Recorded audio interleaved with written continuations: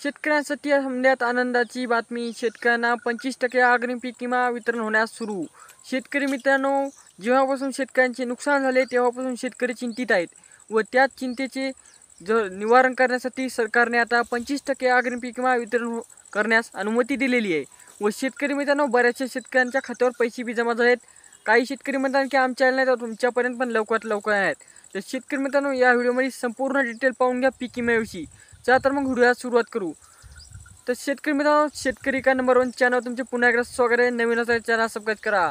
शेतकरी मित्रांनो, तुम्हाला माहीत आहे की पीक नुकसान होऊन आता 2 ते 3 महिने झाले आहेत, पण शेतकऱ्यांना अजून 1 रुपया मिळाला नव्हता.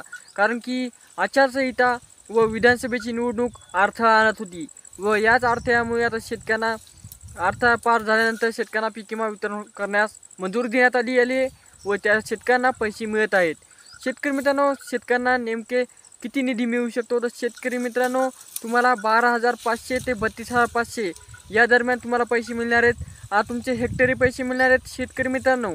त्यानंतर तुम्हाला आता त्या पैशांना आपल्या शेतीहून डिपेंड आहे. तुमची जिरायती शेती होती, बागायती शेती होती की फळबाग होती, यावर तुम्हाला पैसे मिळणार आहेत. तर शेतकरी मित्रांनो, आता हे झाले पैसे किती मिळणार. तर शेतकरी मित्रांनो, तुम्हाला माहीत आहे की 2023-24 पीक विमा बऱ्याचशा शेतकऱ्यांना 24 मिळाला नाही. पण शेतकरी मित्रांनो, हा 25% अग्रिम पीक विमा हा समजात पहिले परभणी, हिंगोली, नांदेड, जालना, संभाजीनगर व धाराशिव या जिल्ह्यामध्ये मंजूर झाला व शेतकरी मित्रांनो, या जिल्ह्यामध्ये समजा जास्तीत जास्त नुकसानग्रस्त इलाका होता व नुकसान झालते म्हणून नेमणी किंवा नोंदण्या झाल्या होत्या. त्यामुळे शेतकरी मित्रांनो, या 25% अग्रिम पीक विम्याला समजा आधी या जिल्ह्यांना मंजुरी दिली होती.